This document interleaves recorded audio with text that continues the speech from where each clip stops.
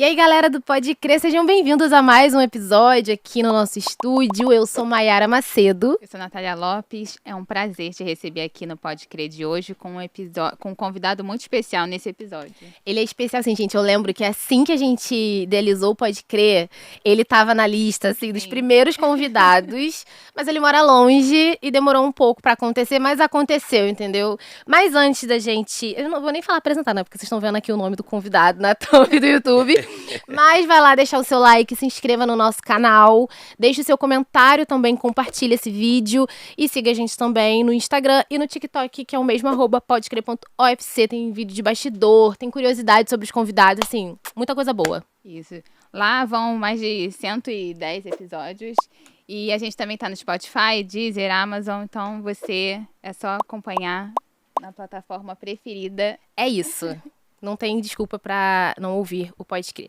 E o nosso convidado de hoje é ele, que idealizou o Bibotalk, escritor, assim, de 2 livros, não só 2 livros, né? Tem os livros infantis também, mas eu vou falar dos 2 principais. O Deus que Destrói Sonho e Como Se Tornar um Cristão Inútil, de Olha aí. Rodrigo Bibo. Olá, pessoal, tudo bem? Olha, me Também é senti pastor, né? especial mesmo. Me senti especial. Muito obrigado. Que bom que deu certo agora. Não deu pra vir aqui na Bienal. Foi tudo muito corrido, a Bienal do Rio de Janeiro. Mas agora fechou, né? Fechou. E eu tô muito feliz de estar aqui com a Maiara, com a Natália e no Pode Crer. Gente, obrigado pelo convite. Ó, feliz que eu não era reserva, né? Que tem muito evento aí que eu sou reserva. Nunca foi. Não, tem muito evento que eu sou a terceira, quarta opção e tal. Aqui não, aqui eu tava na lista já desde o começo. Eu lembro que eu cheguei a falar, acho que com a sua assessora, umas 3 vezes e a gente nunca conseguia acertar a data. E o Rodrigo, gente, o Bibo, ele é muito acessível, tá? Porque eu falei pra ele que antes mesmo de trabalhar aqui, eu já mandava mensagem pra ele no Instagram e ele sempre respondeu. Mas, gente, não crie expectativas. Eu não respondo todo mundo, entendeu? Então, é uma seleção. Tanto que ela falou pra mim que eu respondi ela, eu não sabia que era ela. Porque é uma sessão muito aleatória de quem eu respondo, entendeu? Então, e aí, na Bienal, eu falei pra ele, olha, faltou você aqui, a gente entrevistou Fernando e Iago. Aí ele, não, mas eu vou estar aí de novo. Vou. E aí, eu tô aqui, tô dando minha palavra, e aqui ele está. Aqui estou, viu? Então é isso, gente. Então, se eu nunca te respondi no Instagram, não fica chateado, porque tem milhares de pessoas que eu não respondo, entendeu? Então, assim, às vezes é o Cleiton, é a Joana, é a Maiara, é aquela coisa toda assim. É isso, Bibo. Obrigado por você estar aqui. Obrigado por você desconstruir a Bíblia, ajudar a gente ali a entender. Calma, essa frase. Descomplicar. Pelo amor de Deus, Natália, olha, gente, se o pessoal vai pegar essa tua frase aí, vamos fazer um corte. O Bibo desconstrói a Bíblia. Já me acusam de liberal. Descomplicar. Não, eu desconstruo a religiosidade que o pessoal faz com a Bíblia. Isso. Fica melhor, né? Porque senão vamos botar numa categoria do pessoal que atualiza a Bíblia e tal. Não, aí não dá, por favor, não dá. Já me acusam de liberal, aí fica perigoso. Mas olha só, gente, eu não sei como é que vai ser esse podcast, mas eu já tô muito feliz de ter resolvido um mistério aqui do estúdio do Pode Crer. A gente sabe por que os convidados vão pra direita. Descobri um grande, né? Já descobrimos por que alguns convidados começam o podcast aqui e terminam lá na ponta da mesa. Pronto, já tô feliz com a minha contribuição aqui nesse podcast. Será que a galera que assiste Pode Crer já percebeu isso? Que o convidado começa aqui e vai descendo, mas é isso, gente. É que a cadeira não tem trava. Exato. A cadeira é sem limites. É sem limites. Vai embora. Mas ela vai pra direita, tá tudo certo. Bibo, conta pra gente como que foi seu início na fé, assim? Você nasceu já num lar cristão? Uhum.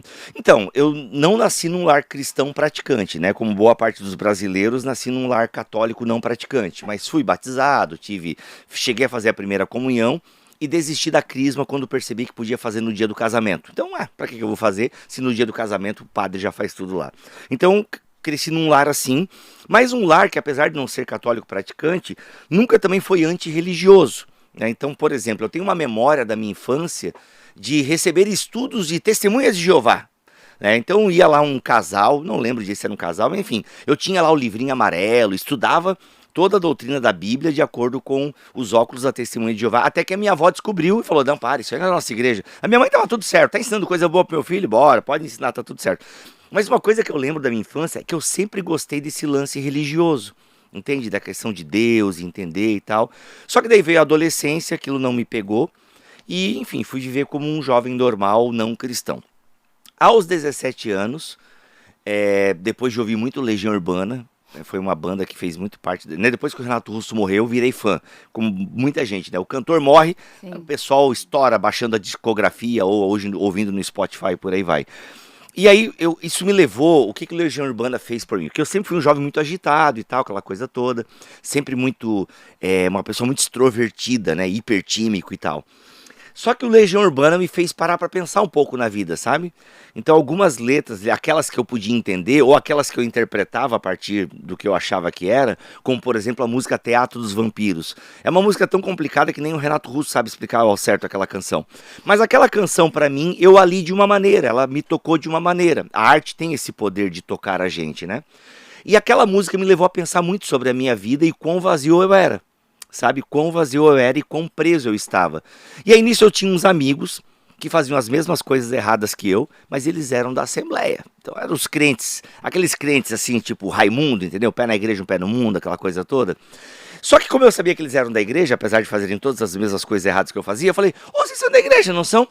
Gente, esse lance de Deus aí, eu queria saber um pouquinho mais desse lance de Deus, porque olha, eu tô sentindo um vazio aí, eu acho que Deus pode fazer alguma coisa por mim e tal. E quando eu falei aquilo, os olhos deles brilharam, caramba, mano, o cara mais louco da escola quer saber sobre Deus e tal. E ali começou um processo de evangelização da parte deles e tal. Eu lembro que na minha classe tinha 2 meninas extremamente católicas, assim, e quando eu digo extremamente católica, eu falo no sentido positivo, no sentido de que elas eram muito cristãs, entendeu? E eu lembro que já que eu sou católico, por que eu vou pros crentes, né? Eu sou católico. Aí eu comecei a me aproximar um pouco delas e tal. Só que no fundo acabou que não deu também, deu ir no grupo de jovens da católica, que era perto da minha casa. E eu era muito amigo dos meus amigos, né? Então essa questão de amizade, afinidade conta muito. Eu não era tão amigo delas porque elas eram muito certinhas, né? Eu era amigo dos mais complicados como eu. Moral da história, gente, fazer história longa, curta. Eu comecei na Assembleia, com 17 anos. Comecei na Assembleia e de alguma forma fui acolhido lá, entendeu? Fui acolhido por aquele grupo de juventude. Demorou um mês assim para eu entender o que estava acontecendo na minha vida, até que eu fiz aquela famosa oração de entrega a Jesus Cristo. E a minha vida foi mudando. Então com 17 anos ali eu comecei a ir na igreja e tal. Virei inclusive um bom assembleiano, se é que vocês me entendem, assim, tipo, eu virei, assim, aquela pessoa que, lá na minha época, né, não podia usar bermuda, tudo era do mundo, não podia ver filme, não podia depilar o sovaco, né, mulheres, no caso, né, então era uma igreja que tinha uma série de usos e costumes, né, e, cara, eu abracei tudo aquilo, assim, doei as minhas bermudas, troquei meus CDs como é que é, o Backstreet Boys e Spice Girls por uma bíblia com uma amiga minha, veja só você, né, eu tinha uma coleção de revistas de filmes, sempre gostei de filmes e séries e tal, eu tinha mini pôster, eu doei tudo aquilo, um parte eu queimei, enfim, joguei minhas bermudas fora, outras, as mais caras que eu tinha, né, que era aqueles presentes de Natal, que pobre tinha roupa boa só no Natal, né, então assim, as mais caras eu dei para alguns amigos meus e tal, então, mano, eu comecei a dormir de calça, nesse nível, entendeu, nesse nível, comecei a dormir de calça, e foi uns 6 meses assim. Obviamente, eu louvo a Deus porque eu saí também dessa fase, mas eu não critico muito essa minha fase legalista, né? Que isso é uma fase de um legalismo, nada pode, não toque, não cheire. E o apóstolo Paulo já fala nas cartas aos Colossenses que isso não tem muito, não nos ajuda na santidade ou na luta contra a imoralidade, né? Essa série de regrinhas, não pode, não toque, não cheire, não faça. Isso no fundo não trabalha o pecado no coração humano. Mas eu não nego que de alguma forma o fato de eu romper também com as minhas amizades do mundo, entendeu? Eu lembro que eu tinha muitos amigos na escola e tal, e tinha uma festa muito típica na cidade de Joinville chamada Fena Chopp, que é parecida com a Oktoberfest, que talvez vocês conheçam. Sim. E a Fena Chopp e tal, daí o pessoal, Bibo, vai rolar. Não, na época eu era chamada de Coco Louco, era meu apelido. Era nesse naipe, né? Coco Louco, vai ter, cara, lá a Fena Chopp e tal, bora lá. E eu olhei pro meu amigo que me fez o convite e falei assim, cara, eu não vou nesse lugar que te leva pro inferno. Eu não quero ir pro inferno e você também não deveria querer. Eu virei esse cara. Eu peguei as minhas camisetas brancas da escola, da escola estadual Professor João Martins Veras. E eu comecei a escrever. Eu fiz a minha camiseta branca, um verdadeiro outdoor evangelístico, conforme eu entendi o evangelho na época. Então eu coloquei, Jesus veio para libertar os cativos, entendeu? Jesus salva, ele mudou a minha vida, aquela coisa toda, assim, tal. Pintei a minha camiseta, meu boné que eu usava. Mas o que foi bom? Eu fui radical em algumas coisas, então eu ofendi alguns amigos, que eram meus amigos, mas assim, a parte boa de tudo isso é que realmente eu rompi com várias coisas. Rompi com coisas que não precisava, mas com certeza rompi com coisas que eu precisava. Então eu louvo a Deus que foram 6 meses, infelizmente magoei algumas pessoas, né? O legalista ele sempre magoa alguém e ele acha que está magoando em nome do evangelho, mas é em nome da religiosidade.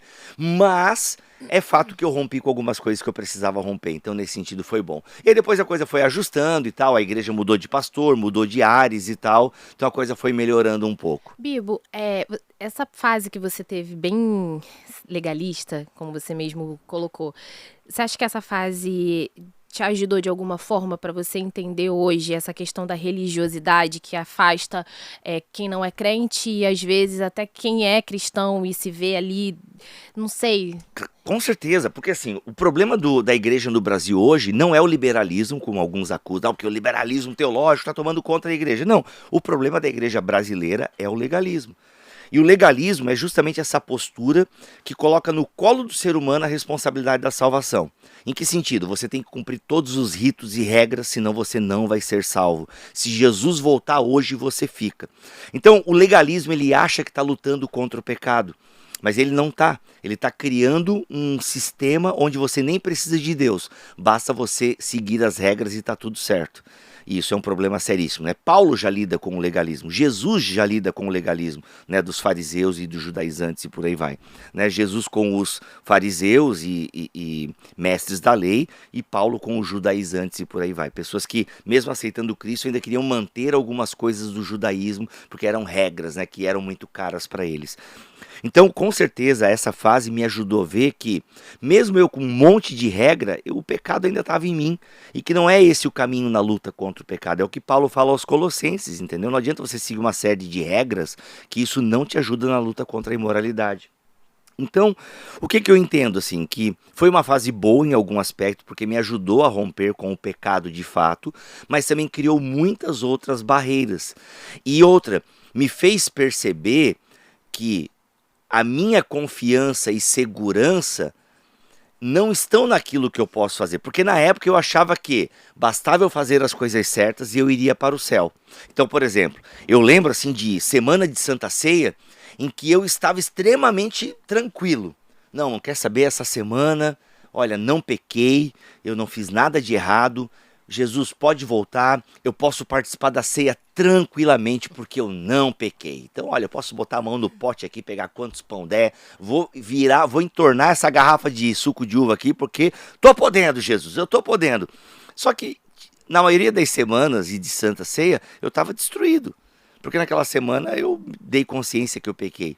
Porque eu fiz alguma coisa, um pensamento, uma atitude, um pecado do coração, e aí eu tomava a Santa Ceia um pouco de culpa.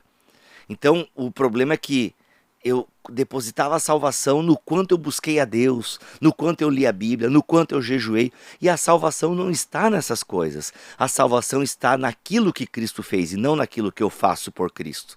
Entende? Então, foi bom eu perceber essa fase, porque eu percebo que é o mal da igreja muitas vezes. No afã de querer fazer com que o crente busque a santidade, no afã de querer que o crente rompa com o mal e seja sal e luz, ele acaba criando uma religião em que nem precisa de Deus. E aqui é bom já desfazer alguns equívocos, quando geralmente a gente fala desse assunto. Tá, mas peraí, então, tu está dizendo que aqueles que são salvos pela graça não precisam orar, não precisam ofertar na igreja, não precisam buscar a Deus? Quer dizer que então ele não precisa mais jejuar agora? Não é isso que eu estou dizendo. Eu estou dizendo que a salvação não está nessas coisas. Que a salvação não está enquanto eu oro, né? Deus não vai me salvar no último dia porque eu orei, porque eu jejuei, porque eu ajudei o próximo. Não, ele vai me salvar porque eu depositei a minha esperança no sacrifício de Cristo. É como se a gente, né, a gente torna inútil, em vão, a morte de Jesus na cruz, se a salvação é dada pelas obras. Exatamente, isso é uma salvação pelas obras. Mas, cara, eu fico confuso, porque a salvação é pelo que então? Pelas obras de Cristo. Tá, mas onde é que entra a leitura da Bíblia, oração, jejum, oferta na igreja, ajudar o próximo? Entra na vida de um salvo. E aquele que é salvo, ele faz essas coisas, não para ser salvo, mas para ser sal. Inclusive, no primeiro capítulo do meu livro, Como se tornar um cristão inútil, eu falo justamente sobre isso, né? Então, qual que é o grande plot aqui? O que é ser um cristão inútil? Ser um cristão inútil dentro da teologia bíblica é ser um cristão sem mérito. É aquele que ajuda, faz as coisas, né, se santifica, mas ele sabe que isso é inútil para a salvação. para a salvação dele. Ele não tem mérito por fazer aquilo que se espera de um cristão. Entende? Então ele não faz para ser salvo, ele faz para ser sal. E isso faz toda a diferença. Ainda falando do que você falou, né, do Legião Urbana, eu acho que ainda hoje as pessoas se questionam, né? Ah, eu posso ouvir uma música que não é gospel ou cristã, ou uma música que não vai me fazer bem, ou um filme que não vai me fazer bem, um filme de terror. Eu queria que você falasse um pouco disso, como que a gente pode ajudar, né, a pessoa a entender o que pode e o que não pode nesse sentido das artes. Olha, esse lance de pode ou não pode, ele é sempre muito complicado, porque para algumas consciências realmente não é bom que ela assista determinadas coisas. Porque tem pessoas que, infelizmente, são mais fracas na fé. São pessoas mais, até imaturas, espiritualmente falando. Agora, quer dizer que uma pessoa madura pode também assistir e ouvir de tudo? Não exatamente. Obviamente que existem algumas restrições que são muito claras para um cristão, né? Então ele não vai deliberadamente assistir algo pornográfico ou a própria pornografia, entende? Agora, às vezes em algum filme em que ele está assistindo pode ter alguma cena desse calibre e ele então vai ali e passa por aquilo e ele adianta e tudo mais. Então vamos lá, como é que eu enxergo essa relação dos pods ou não pods e tal? Eu não tenho problema em ouvir músicas dos mais variados tipos e tal, tem algumas que eu prefiro não ouvir, porque eu não gosto do ritmo e tal, e acho as letras realmente por si só muito pobres, entende? Mas às vezes eu gosto do ritmo de determinada música, e aí eu vou ver a letra, ok, tá cantando sobre amor, sobre, né, ou amor correspondido ou não correspondido, ou sobre a vida, então não vejo problema algum naquilo e tal. Ou às vezes, a gente tem que entender também que determinada música, ou a própria arte, seja filme, série, é importante nós estarmos ligados também no que está acontecendo, por quê? Porque a arte expressa algo que o mundo está clamando, ou uma dor que o mundo está sentindo, ou que o mundo está pensando. Então como é que eu entendo? Olha, a gente não pode ter uma postura de alienação, então eu só vejo filme gospel, eu só ouço música gospel, porque é como se filme gospel e música gospel fosse sempre bom. Não, tem muito filme gospel e muita música gospel que, olha, faz mal pro cristão. Por que faz mal pro cristão? Porque ensina uma teologia completamente equivocada. Então faz mais mal pro cristão do que o novo álbum da Taylor Swift, entendeu? Que por sinal já ouvi a primeira música, gostei até, tá? Então o que acontece? Tem música que ensina muita coisa errada sobre Deus. Tem filme gospel que, mano, ensina um triunfalismo, sabe? Tem filme gospel que dá tudo certo. Tudo dá certo para o protagonista no final do filme. Cara, isso não corresponde com a vida de um cristão normal. As letras de músicas também, né? Deus vai me fazer Tudo, vencer, não dá, não tem como. Então isso faz mais mal pro cristão que se ele ouvisse uma música secular e por aí vai, né? Até porque, então a gente precisa tomar esse cuidado. Não há uma garantia de que eu vou ter só coisa boa, só porque tem um símbolo gospel. E outra, tem muita coisa na arte que ela fala sobre a vida, expressa sobre a vida. E às vezes o artista cristão, ele está tão procurado, ele está tão cismado, ele está tão preocupado em rimar cruz com luz, que ele não está olhando o mundo ao seu redor. Então são músicas que não cantam as dores do mundo, que não olham para fora, estão só preocupados em fazer coisas para nós. E às vezes a gente precisa olhar para o que o mundo está falando, porque a gente precisa entender o que o mundo está clamando, até para a nossa mensagem, nosso evangelismo. Então assim, não adianta essa postura de alienação. Não pode nada, cuidado com tudo. Olha, tem voodoo naquele desenho, cuidado, sabe? Não, gente, aprenda a olhar as coisas e a discernir as coisas. Então, Bíblia, então como é que é? Se não é alienação, é o quê? É a aproximação. Eu me aproximo da cultura sabendo quem eu sou. Porque assim, eu tenho que saber me aproximar da cultura para não ter também a assimilação, né? Ou seja, a alienação, eu excluo tudo. A assimilação, eu assimilo tudo e nada mais nada, nada é nada, tudo pode, tanto faz, tanto fez, entendeu? Não tô nem aí, entende? Isso também é uma postura um pouco perigosa, né? Tipo, tudo pode, não quero nada saber. a ver. Não tem filtro algum, né? Não, eu preciso me aproximar da cultura, não sendo um alienado e não sendo um assimilado, sabe? Sabe, um libertino. Não, eu me aproximo da cultura sabendo quem eu sou em Cristo, entende? Então eu posso ouvir, sei lá, Taylor Swift cantando sobre o amor, sobre uma perda e tal, eu faço uma leitura, eu vejo, essa aqui é uma dor. Olha como a pessoa que não tem Cristo lida com isso. Como é que eu, cristão, posso lidar? Então eu vejo filmes, séries, sabe? Então às vezes eu vejo só pelo entretenimento mesmo. Tá tudo bem só ver algo pelo entretenimento. Tá tudo bem. Não é pecado você se alegrar com alguma coisa, né? Só você ler o livro de Eclesiastes. Então, assim, sabe, é claro, aí você precisa dosar as coisas. Não, porque, poxa, você gasta tanto tempo vendo isso e como é que tá a sua devoção? Aí é um problema. Se você realmente fica maratonando Netflix, mas você não maratona os livros da Bíblia, aí você tem um problema. Agora, se você maratona os livros da Bíblia, você vai saber se aproximar das séries da Netflix. Vai saber ter filtro. Vai saber ter filtro. Então você sabe se aproximar da cultura. Entende? E eu digo pra vocês, tem muita música cantada lá fora que faz você pensar sobre a vida mais que músicas cristãs. Bibo, queria falar um pouco do seu ministério, né? A gente falou rapidamente aqui pelo seu último lançamento, mas eu queria voltar no Bibotalk, que foi por onde que eu te conheci, inclusive, né? Eu vou até aqui mandar um abraço pro André, pastor André, que me apresentou o Bibotalk. Obrigado, pastor André. Tamo junto. Eu falei aqui nos bastidores, né, no off, que toda vez que eu tinha dúvidas teológicas, eu corria pro pastor André, e um dia ele falou pra mim, Mayara, assim, escuta esse podcast aqui, porque eu não tenho resposta pra tudo que você tá me perguntando, Boa. então escuta isso aqui. E aí eu escutava, inclusive, no ano que eu comecei a trabalhar aqui, eu vinha no metrô ouvindo. Legal, né? E aí eu queria saber um pouco sobre como aconteceu, né, os temas que vocês escolhem, as polêmicas que já, temas muito cabeludos, assim, fala um pouco sobre. Então, eu sempre gostei de me comunicar, né? O pessoal até fala assim, você é escritor e tal. Eu me considero mais um comunicador. Apesar de ter 2 best-sellers escritos e tal, mas eu gosto de me comunicar. E a escrita é uma delas, mas eu gosto de falar, gosto de ser influencer, por assim, não vejo problema com esse rótulo influencer, né? Então eu gosto de me comunicar. E quando eu cheguei à fé, eu logo cedo fui estudar teologia, não tinha dinheiro para pagar psicologia, que era a faculdade que eu queria fazer, e aí psicologia estava caro, teologia estava barato, fui fazer teologia, e aí me apaixonei e nunca mais saí. O que acontece? Quando a minha igreja, eu descobri que a minha igreja tinha um programa de rádio, aí eu comecei com os meus amigos a fazer o Jovens em Ação. Nome super criativo, bacana, né? Jovens em Ação. Então eu sempre gostei de fazer rádio e tal, a gente montava pauta, fazia rádio e tal, e era muito legal. E a gente tinha uma audiência. Depois a rádio saiu da AM para a FM. Então naquela época, né, isso há 20 anos atrás, era uma coisa, 20 anos, vai fazer 20 anos, a rádio vai fazer 20 anos ano que vem, né? Olha só, caramba, que legal. Dezembro de 2005 começou a FM, eu comecei um programa chamado Metanoia, em 2006 eu comecei esse programa. E a gente foi levando esse programa e tal. Aí depois ele teve uma mudança, mudou de Metanoia, porque daí eu tinha os membros, enfim, vou encurtar a história. Depois mudou de nome, mudou de equipe, eu continuei, né? E aí a gente criou Fórmula 316, que era Reaja ao Amor de Deus. Fórmula 316, já é um nomezinho mais criativo, né? A Metanoia já era legal. Maneiro. Metanoia é mudança de mente em grego e tal. E aí o que acontece?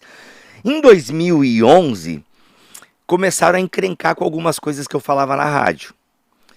Porque você fala umas coisas que a nossa igreja não acredita muito, você provoca e tal. Então eu comecei a falar algumas coisas. Aí, assim, me tiraram da rádio. Cancelado. Fui cancelado. Primeiro cancelamento gospel. Exatamente, fui cancelado da minha rádio. Só que é o seguinte, na época eu já tinha conhecido a mídia podcast e já estava encantado. E na época, em 2006, mano, você ouvir podcast... em 2011, né? Era uma parada assim, tipo, você tinha que entrar no site, baixar o arquivo MP3, botar no seu MP3 player.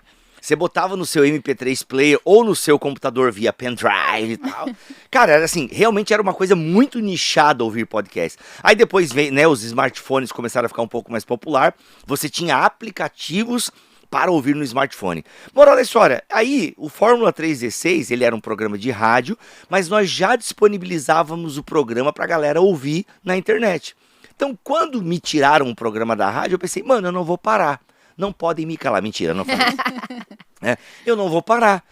Então, o que acontece? Eu tinha 70 pessoas que me ouviam na internet. Era o meu número de ouvintes. Era o número de downloads que eu tinha do programa que eu colocava na internet. Eu falei, galera, é o seguinte, vão me tirar o programa de rádio, eu quero continuar na internet como podcast. Eu preciso de um microfone, uma mesa de som e um computador. Bora. Cara, amigos meus próximos, que eram meus ouvintes, me deram esses equipamentos e aí nasceu o Bibotalk. Em 2011, em março de 2011, nasceu o Bibotalk, podcast de Bíblia e Teologia. E aí, meu irmão, aí eu tava na internet. Esse nome mesmo? Era Bibotalk, já era. Aí o nome do podcast era Bibotalk Show, Bibopod, e até IBTcast demorou um pouco, que era o BTcast, era o podcast do Bibotalk. Mas a moral da história, aí em 2014 me demitiram da igreja. Que daí aí eu tava livre na internet, comecei a falar mais do que eu pensava e tal.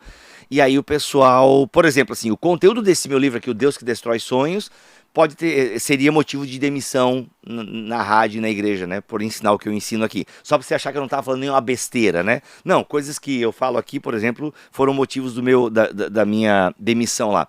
E aí em 2014 eu recebi um ultimato da minha igreja, né? Eu era obreiro dessa igreja. Ainda era Assembleia? Eu não queria citar nomes, mas sim, era Que Assembleia. você falou obreiro. Obreiro da Assembleia, né? Então eu era obreiro, aí a diretoria da Assembleia, né, chegou pra mim e fez um ultimato, olha, ou tu continua fazendo o teu podcast, ou tu continua trabalhando aqui na igreja. No caso, eu trabalhava no seminário da igreja, né? E a minha esposa grávida de 7 meses, só que eu já não aguentava mais aquela espiritualidade, né? O jeito, assim, porque assim, o pessoal me criticava por coisas muito óbvias. Eu vou dar um exemplo, o pessoal não ficar, gente, mas o que esse Bibo falava que o pessoal demitiu ele da rádio? Vamos lá, primeira coisa, eu cheguei a dizer nos meus programas e tal, que dízimo não era obrigatório. Entende? E para mim é muito claro isso na Bíblia Sagrada, que o dízimo não é obrigatório. Assim, qualquer teólogo bíblico não vai defender a obrigatoriedade do dízimo. Não tem nenhum acadêmico, ninguém da teologia vai defender isso, porque não tem, né? O dízimo não é uma teologia praticada no Novo Testamento na igreja primitiva. E aí o que acontece? Então eu defendi esse tipo de coisa. Teve uma vez que eu falei que Lúcifer não era o nome de Satanás. Entende? Então assim, o nome do meu vídeo era Adoradores de Lúcifer. Porque se tem um Lúcifer na Bíblia é Jesus, em Apocalipse. Ele é a estrela da manhã, né? A estrela da alva. E de fato, né, num estudo mais apurado de Isaías e Ezequiel, você não consegue dizer que Satanás é o Lúcifer mencionado lá. Entende? Então assim, aí eu trouxe. E outra, gente, eu nunca impus nada. Eu trago o ponto de vista baseado em estudos, em comentaristas, em grandes acadêmicos e tal. Mas você pode continuar não concordando comigo. Entende? Mas eu não estou ensinando nenhum absurdo, só alguns absurdos que às vezes são colocados como verdade bíblica e você, não, mas peraí, mas Satanás, não, aqui é o rei de Tiro, entendeu? Aqui é o rei de Sidom e tal, não é Satanás, é um homem, é uma figura hiperbólica e tal, enfim. Se você quiser saber sobre isso, procure O Nome do Meu Filho Será Lúcifer, é o texto que eu coloquei na internet. Tanto que você tinha até o 4º século a ordem dos luciferianos, era comum cristãos se chamarem Lúcifer nos primeiros séculos da igreja. Você tem uma ideia? O pessoal começou a atribuir o nome de Satanás a Lúcifer por causa de Orígenes, isso lá no 3º, 4º século. Moral da história. Aí, eu lembro que a última coisa que eu falei que provocou muitos pastores é o seguinte. Eu estava no mês de outubro, aliás, mês em que eu estou gravando esse podcast. Eu estou fazendo um especial sobre os solas da reforma, sola escritura e tal. E aí eu disse a seguinte frase. Olha, a Bíblia foi dada para que os cristãos possam julgar os seus pregadores. Assim como o livro de Levítico foi dado para o povo de Israel julgar os seus reis e sacerdotes e profetas, a Bíblia como um todo é dada para que o cristão possa julgar os seus pregadores. Como os cristãos de Bereia julgavam Paulo. Para quê? Os obreiros ficaram nervosos. Como assim a igreja vai julgar o homem de Deus? Percebam o absurdo e o ego, né? Então aí aquilo gerou muito, aí o pessoal começou a juntar um monte de, esse cara já falou contra o dízimo, esse cara disse que Satanás não é Lúcifer, esse cara tá falando agora que a igreja tem que julgar a gente e tal. Aí o pessoal meio que começou a juntar um monte de coisa, fizeram um dossiê, aí me deram o ultimato, entendeu? Olha, ou você continua ensinando essas coisas lá no seu Bibotalk, ou você continua professor do seminário, porque as duas coisas não dá.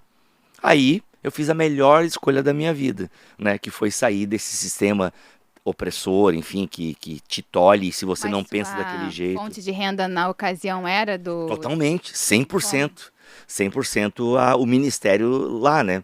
Então o que acontece? A minha esposa trabalhava e tal, só que, gente, como boa parte dos moradores da América Latina, se o homem e a mulher não trabalham, passam necessidades, né?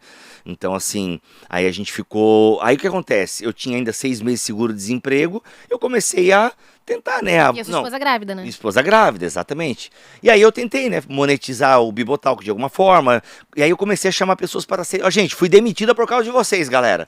Eu acho que é o podcast sobre Levítico, podcast 76 ou 72, não lembro. É o podcast sobre Levítico.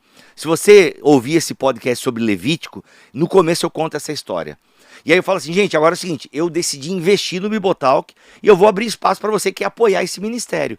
E, gente, moral da história, eu ganhava tão mal na Assembleia que em 6 meses de arrecadação de ouvintes, eu já tava ganhando mais do que eu ganhava na igreja.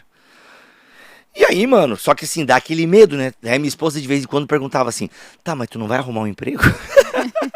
E assim, não é que ela não acreditasse e tal, porque a gente é criado nessa cultura, né, de ter um emprego registrado em carteira. No Brasil, a gente não é preparado para ser empreendedor, né? Então a gente é criado para ser CLT e E tal. era uma coisa nova, né? E o é uma coisa podcast. nova, podcast e tal. E queira ou não, tinha aquela segurança, assim, né? Tipo, mano, e aí? Só que daí, assim, mas também a minha esposa começou a perceber que, cara, é isso. Não, o pessoal tá ajudando, a galera tá, de repente, ela percebeu que a gente tava ganhando já o dobro, e aí eu pude pegar aí eu comecei a pagar plano de saúde, porque ela perdeu o plano de saúde no trabalho onde ela tava. Não, mas acho que agora eu posso pagar, entendeu? E assim foi. Sabe, e aí a vida começou a mudar. Em 2017 eu tive meu primeiro cliente, entende? Uma editora quis fazer um podcast comigo. E, cara, e aí até hoje eu tenho mantenedores que estão comigo desde 2015, sabe? Então a gente cresceu, enfim, glória a Deus por tudo isso. Mas eu acreditei naquilo ali e falei, mano, vou trabalhar. É um trabalho honesto, limpinho, eu não falo nenhuma heresia. Entende? Eu não falo uma besteira, eu não falo algo assim, tipo, não, o que esse cara tá ensinando é errado. Não, você pode não concordar com o que eu tô ensinando, mas assim, eu não tô inventando isso, não. Eu tô em ombro de gigantes, entendeu? Eu não tô assim, tirando da cartola teológica, né, como tem pessoas por aí que fazem. Não, o que eu tô ensinando é baseado em muitos comentaristas, grandes homens e mulheres de Deus e tal. Então, assim... Sabe, você pode não concordar, mas eu também não tô tirando de uma cartola teológica isso. E aí foi, cara, começou o podcast e tal. Em 2018 teve uma grande reviravolta no podcast, que foi o fato do Spotify estar agregando os podcasts, então isso ajudou bastante e tal.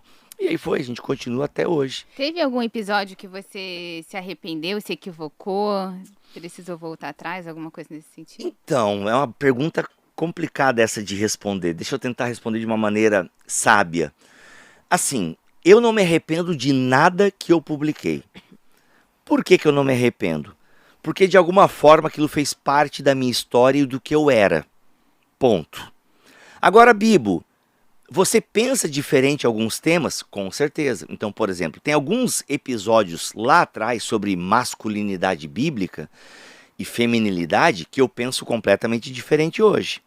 Entende? Então, assim, para mim todo esse lance de masculinidade bíblica e feminilidade bíblica, como eu pensava lá em 2018, eu penso completamente diferente hoje, né? Então, hoje em dia eu apoio completamente o ministério pastoral feminino e tenho boas bases bíblicas e teológicas para isso.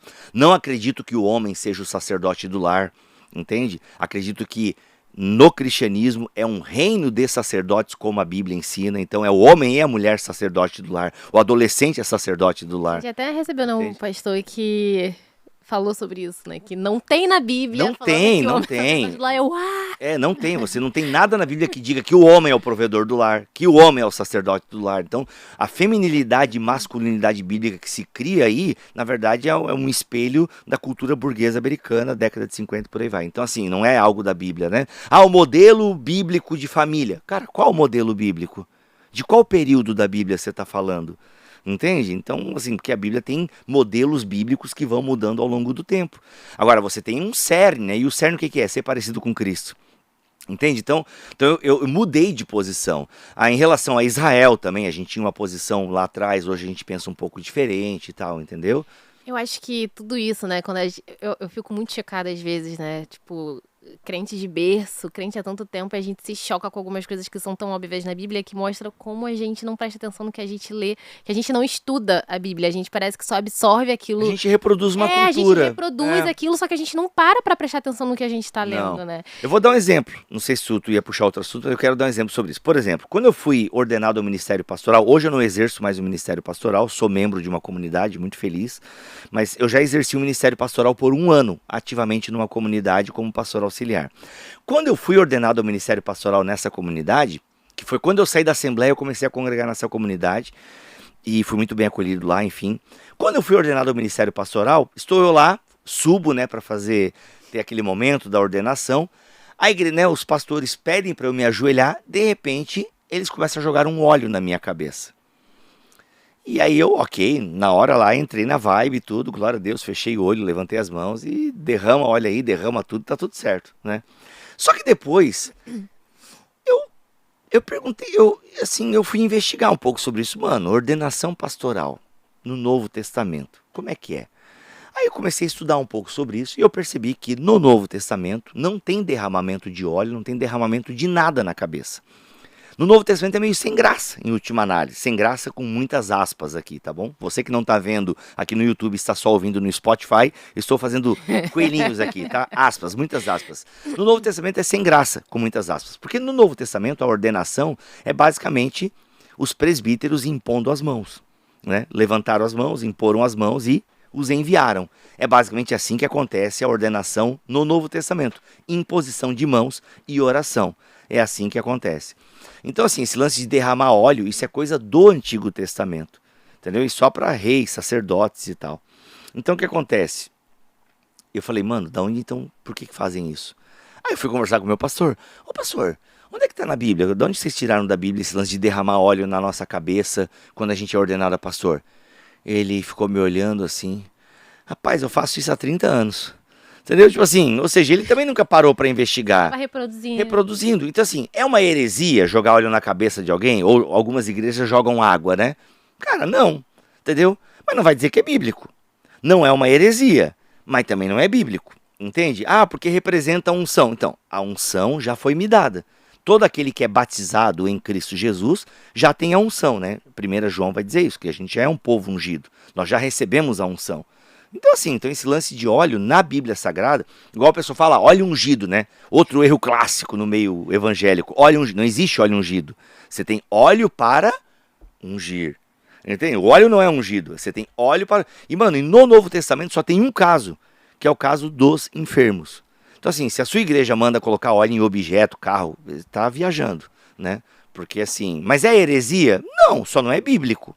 E é desnecessário. Eu tenho uma questão aqui que me surgiu agora, essa relação entre Velho Testamento e Novo Testamento. Porque eu conheço muita, assim, gente que fala que só o que vale é o Novo Testamento e ignora o Velho Testamento. Como lidar com essas regras, com essas coisas que aconteciam no Velho Testamento, e aí? Ó, vamos lá, isso aí daria um podcast à parte. Para isso vocês chamam um dos maiores teólogos do Brasil. Vocês já chamaram o Saião, sem sombra de dúvida, né? Hoje vive um dos maiores teólogos do Brasil. Saião, mas o Saião tem um discípulo, Vitor Fontana, que é o cara, uma mente brilhante. Aí. Não, Vitor Fontana, Guilherme Nunes, né? São os dois seres humanos mais inteligentes que eu já encostei e posso chamar de amigo, tá? Então assim, isso daria um podcast à parte, essa relação, essa continuidade e descontinuidade do AT e do NT, esse tipo de coisa toda. Mas vamos lá, grosso modo, tá, gente? Não é que o Antigo Testamento não vale. Só que se a gente chama ele de Antigo Testamento, alguma coisa tem aí. Então, se tem o Novo Testamento, a Nova Aliança, é ela que eu vou usar como regra e prática da minha vida. Então, eu vou usar a Nova Aliança para ler a Velha Aliança. Então, não é que o Antigo Testamento não vale, não. Princípios que Deus ensina para o seu povo, eles continuam. Mas eu preciso agora ler esses princípios com base naquilo que Jesus e os apóstolos ensinaram. Entende? Então, por exemplo, assim, vamos pegar a própria questão do dízimo. O dízimo, ele é ensinado detalhadamente no Antigo Testamento e é parte do livro da aliança, entende? Tá lá que o povo deve cumprir e o povo nem estava cumprindo direito o dízimo, entende? Só que o que acontece? Ele foi dado para um povo com algo muito específico para, né, ser dado, que era para quem? O dízimo, inclusive, no Antigo Testamento, ele era, primeiramente, para os levitas, que não tinham a terra, na repartição da terra. Então, ele era o quê? Ele era uma cultura agrária. Tinha também um pouco, já mais lá para frente, já tem um pouco a questão monetária, mas ele era mais uma questão agrária. Inclusive, de 3 em 3 anos, o dízimo era para ser repartido para a sociedade pobre, entende? Ou seja, para o órfão, para a viúva, para o estrangeiro. O dízimo tinha um papel social muito grande, mas numa comunidade agrária, entende? Então, o que acontece? E, principalmente, para sustentar os levitas, que não eram os músicos do templo, tá, gente? Eles eram, né, a galera que cuidava do templo, tanto da música, mas de outras questões aí de ordem religiosa do templo. O que acontece? Era algo próprio da religião de Israel. Era próprio da aliança de Deus com Israel. Então, no Novo Testamento, Jesus, quando fala para judeus, ele não fala contra o dízimo. Ele fala, olha, gente, a espiritualidade de vocês, a justiça de vocês deve exceder a dos fariseus, que cumpriam ali a aliança e né, tentavam cumprir a aliança, inclusive com seus dízimos e ofertas e tudo mais. Só que quando isso vem para o Novo Testamento, quando vem para a prática da igreja primitiva, você não vê, por exemplo, nenhum gentil sendo obrigado a dar o dízimo. Inclusive, leia com calma Atos capítulo 15, onde tem o grande concílio, e veja o que pode ser continuado e descontinuado. Por exemplo, o pessoal começa a inventar oferta de primícia. Não existe isso para a igreja. Isso era uma prática para uma comunidade agrária. Então não adianta você ficar inventando coisa para tirar a primícia da galera, do salário da galera. Não. Como é que então, Bibo? Então não é para eu dar oferta de dízimo? Não. Você deve ofertar conforme as suas possibilidades. E principalmente ofertar para você saber que você está ajudando a igreja a ajudar o próximo. E porque você também senta no banco da igreja, usa o ar-condicionado da igreja, tem microfone, tem um obreiras que estão ali disponíveis para lhe ajudar e tal. Então você oferta porque você está ajudando a comunidade. Agora você não vê a comunidade, você não vê em nenhum momento Paulo orientando a comunidade gentia a dar o dízimo. Não, como é que Paulo orienta? Dê as ofertas. E outra, Paulo vai falar contra a avareza. Então se você percebe que o seu coração é avarento, não, o dinheiro é todo meu, é para mim, a oferta vem te dizer, cara, o dinheiro não é teu, entendeu? O dinheiro é da comunidade, é junto, você cuida de si, mas cuida dos outros também, é a generosidade, entende? Por isso que não tem esse lance do 10%. Agora, uma igreja que quer usar o princípio do dízimo, lembra a ideia? Pô, tá lá no Antigo Testamento, mas tem um princípio. Cara, se alguém chega para mim no gabinete pastoral e fala assim, tá, pastor, mas qual é a média que eu uso então para dar oferta? Cara, você pode pegar um princípio da antiga aliança, que era 10%. Entendeu? É isso. Sabe, agora não tem uma obrigatoriedade, eu não posso pegar Malaquias 3:10 e aplicar na minha vida que se eu não ofertar vai vir gafanhoto. Não, isso não faz o mínimo sentido para nós hoje. Agora, isso quer dizer que eu não devo ofertar? Não, cara, você deve ofertar muito, porque o que eu leio na igreja do Novo Testamento é uma comunidade generosa. Atos 2:42, Atos capítulo 2, Atos capítulo 4, entende? É uma comunidade ofertante, generosa. Entende? É isso. Então, assim, o que é usar do Antigo Testamento? Cara, você tem que tomar muito cuidado para fazer doutrinas só com base no Antigo Testamento. Não, isso tem respaldo no Novo Testamento. Como é que a gente respalda? Por exemplo, os 10 mandamentos, então não vale, quer dizer isso? Não, cara. Vai ler o Sermão do Monte. Praticamente todos os 10 mandamentos estão respaldados no Sermão do Monte de Jesus Cristo, menos o sábado. Entende? Porque agora Jesus Cristo é o nosso sábado. Agora isso quer dizer que eu não devo ter um dia de descanso? Não, o descanso é importante, mas faça o do seu dia de descanso o dia que você puder. Agora, é importante ter um dia de descanso. O princípio do sábado permanece, entendeu? Mas não o sábado. Não o sábado. E se eu não cumprir o sábado, vou pro inferno. Entende? Entendi. Então eu tenho que tomar esse cuidado. Ah, não pode tatuagem porque fala em Levítico. Tá, então vai ler o capítulo inteiro de Levítico e nada daquilo vai poder, então. Entende? Não é isso. Bibo, queria falar de algumas coisas que nós estamos acostumados a falar sem perceber, né? Que Deus está te honrando. A gente fala muito. Enquanto você falava do dízimo, eu até lembrei, né, que é o que a gente escuta muito. Se você não dá o dízimo, você não é fiel. Então, isso geralmente é um discurso de líderes que querem manter os seus próprios ganhos e benefícios próprios, né? Em igreja, geralmente, que tem muito dono ou grandes denominações, o pedido de dinheiro é muito enfático, é muito forte, né? Por quê? Porque se tem todo um sistema religioso para alimentar e sustentar, que precisa tirar o dinheiro. Aliás, a prática do dízimo começa a ser introduzida na igreja cristã após Constantino, ou seja, quando a máquina está muito pesada para sustentar, gente, como é que a gente pode regularizar, tirar dinheiro da galera? Pô, a gente pode aplicar o conceito do dízimo, era assim que funcionava na antiga aliança, a gente pode colocar aqui agora. Então assim, geralmente quando se bate muito na questão financeira e de honrar e de dar dízimo e não trabalha com generosidade, é porque você tem uma máquina muito pesada para sustentar, ou seja, pastores com vidas luxuosas, com grandes carros, casas, uma equipe muito pesada, entendeu? Mas eu nem queria falar do dízimo, não. É porque a gente costuma falar, a pessoa passou por um momento difícil, aí depois veio o momento bom. Aí a gente costuma falar, Deus te honrou. Mas até o que fala no seu primeiro livro, né? Deus não tá aqui pra honrar a gente. E também a gente costuma falar o que acho que você chama de teologia da Xuxa, né? É. O que você Muito bom. pedir, o cara lá de cima vai te dar, e não é Não isso. é isso, Só que a gente... Não sei, eu me sinto assim, né? Que eu venho... nasci nessa da cultura que é assim. Então, eu acabo reproduzindo sem pensar. Tipo, a gente no tá que indo tá pra por igreja trás. esperando algo em troca também, Sempre. né? É uma teologia da reciprocidade, né? Uma teologia da retribuição. A teologia da retribuição é justamente essa, assim, tipo, olha, eu faço a coisa certa, Deus faz a coisa certa comigo. Só que essa matemática não é a matemática da Bíblia.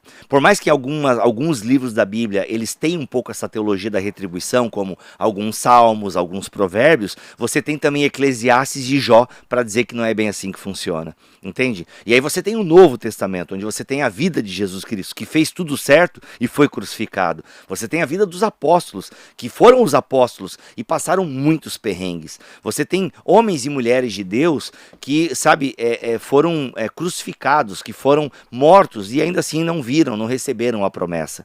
É só você ler Hebreus capítulo 11. Moisés. Então, enfim, justamente.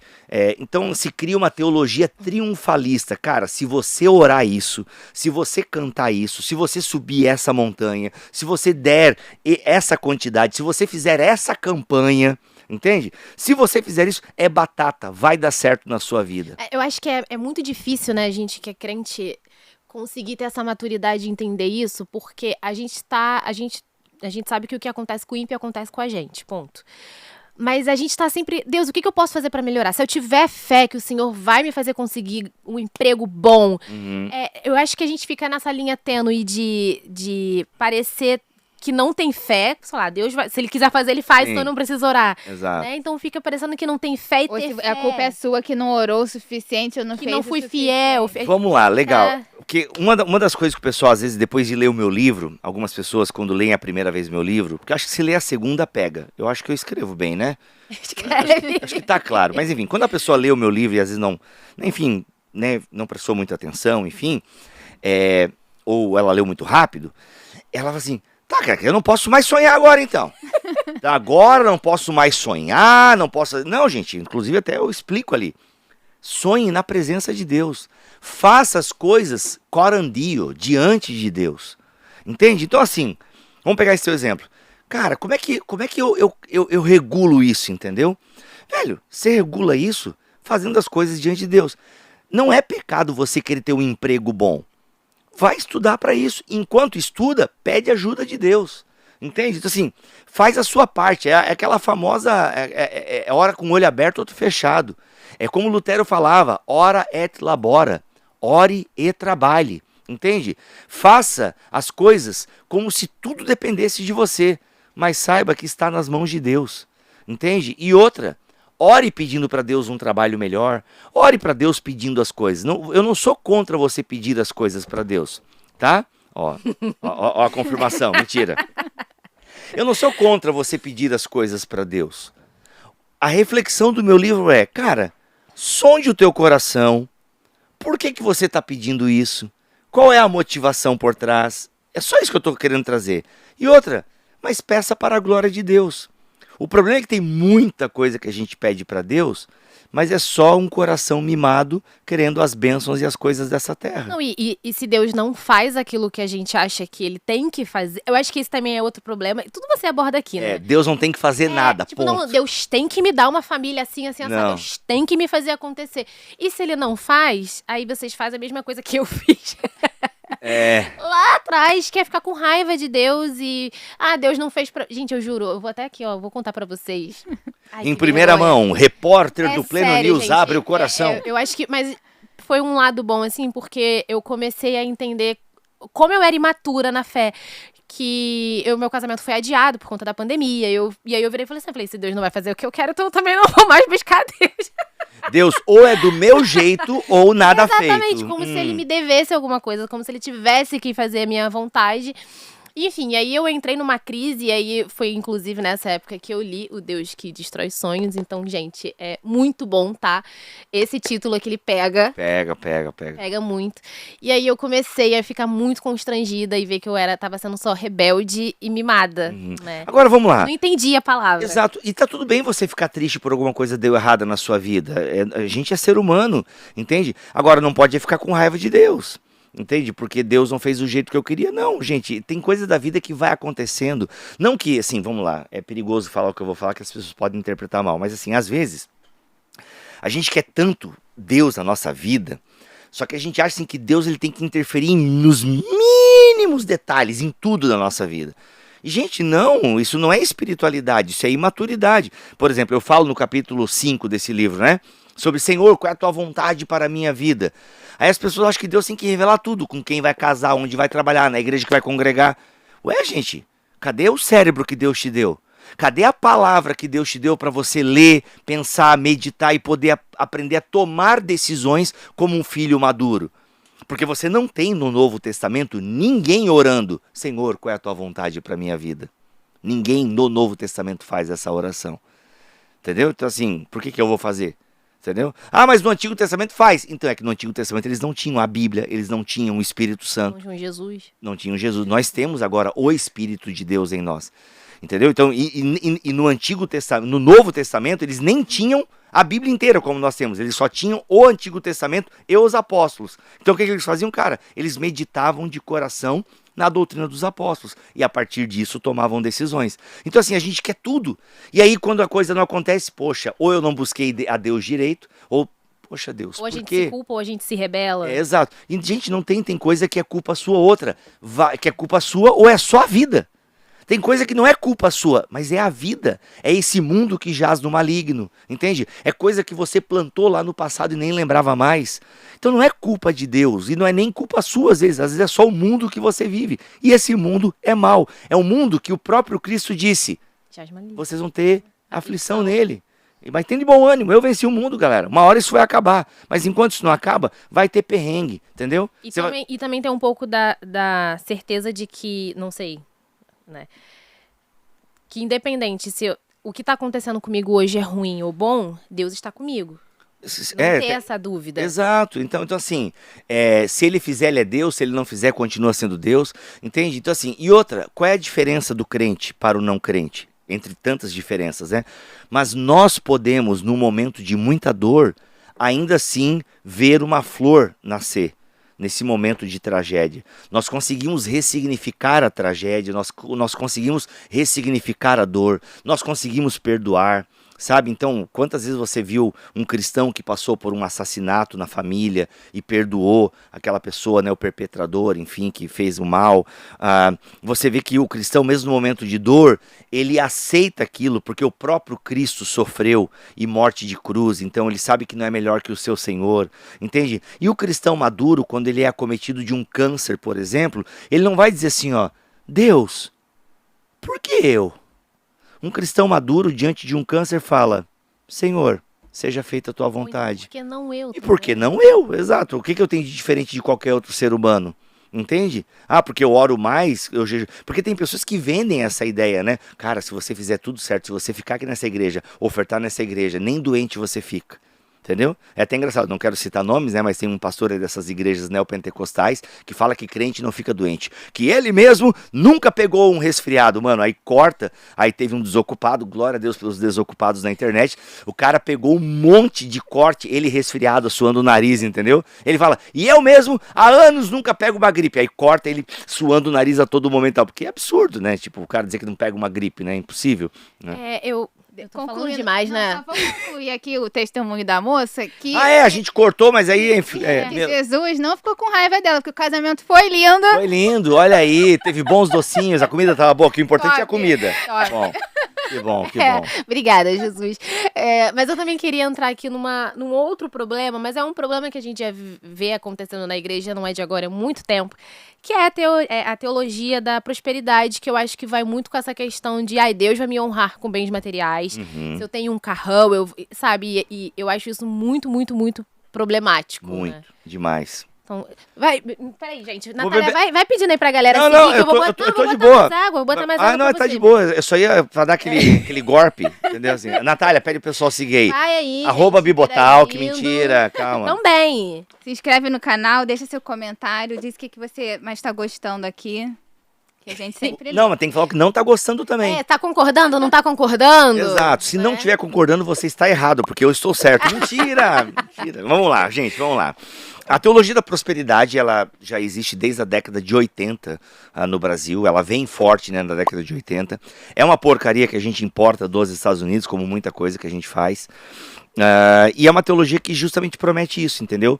Se você fizer a coisa certa, se você der o dinheiro, se você fizer essa oração, você vai prosperar, entende? Então, são esses pregadores da teologia da prosperidade, eles olham para a Bíblia como um manual de enriquecimento.